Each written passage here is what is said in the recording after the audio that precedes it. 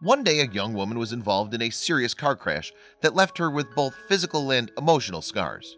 When she built up the strength to return to the scene of the accident, she discovered something that sent her back in time to that fateful day and made her reconsider her entire life. It was October 4th, 2015, and Erica Wright, then 28 years old, was driving home after spending the day with some of her friends. She had no idea that this ride would change the direction of her life forever. She was just miles away from her home in Columbia, South Carolina, when a cascade of water appeared out of nowhere. The flash flood rushed towards Erica's car, flipping it around and pushing it up against a tree, with Erica trapped inside. Erica had no way of getting out, and she was sure she'd drown. Luckily, her windshield struck a cement block, and the frantic woman kicked at the broken glass. She hoped she could escape that way, but it was no use. The water was rising too quickly, and there was too much debris in her way. Erica was running out of options, but she refused to accept the idea that she'd die this way. She had to escape. Thinking quickly, Erica turned her attention to the sunroof, which was open. She pulled herself out, but her ordeal was far from over. The powerful floodwaters were rising faster than ever, and with them came more obstacles for Erica to overcome. The rough current swept her toward a patch of trees. Erica instinctively reached out her arms, managing to grab a branch and hoist herself out of the water. It was cold and dark, and she watched in horror as other cars were completely submerged. All alone, freezing and crying out for help, Erica struggled to survive. Then, about 2 hours into the ordeal, she noticed 3 men who were stuck in a nearby tree. They were being rescued. From a distance, Erica could see that the rescuers were gesturing and calling out to her. She couldn't hear them from over the rushing floodwaters, but she later learned that they were simply telling her to do her best to hang on. Still, their acknowledgement was all the encouragement she needed.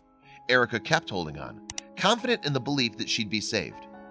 Finally, after almost 5 hours of being trapped, the fire department rushed in and rescued her. Unfortunately, Erica sustained major injuries. The poor woman had torn her rotator cuff and damaged several other muscle groups, never mind the fact that she nearly drowned. "I was put in a heat suit to warm up my body," Erica said. "I had scrapes and everything all over my arms and hands, and some on my face from when I hit the trees and vines." Still, Erica was one of the lucky ones. Days later, she learned that a man in a car near hers had not been so lucky. "It's a daily talk I have in my mind with God," Erica said, "just trying to figure out why did I make it out." Months later, in an attempt to heal her emotional wounds, Erica returned to the scene of the accident. However, she had no idea that what she would find there would affect her so deeply. While walking through the woods near the spot where her car had been, Erica was shocked to stumble upon some of her personal items. She found tickets to a convention and even a floral lei that used to hang around her rearview mirror. But there was something else that truly moved her. There among the leaves was a sparkle in the sunlight. Erica grabbed a clump of debris and pushed away the dirt surrounding it, and realized it was her cherished gold cross. It was the exact same cross she'd been wearing around her neck during the accident, and she thought it was gone forever. She'd wept over losing the gift, and finding it again felt to her like a sign from God. Erica said that finding the cross that day filled her with love and hope.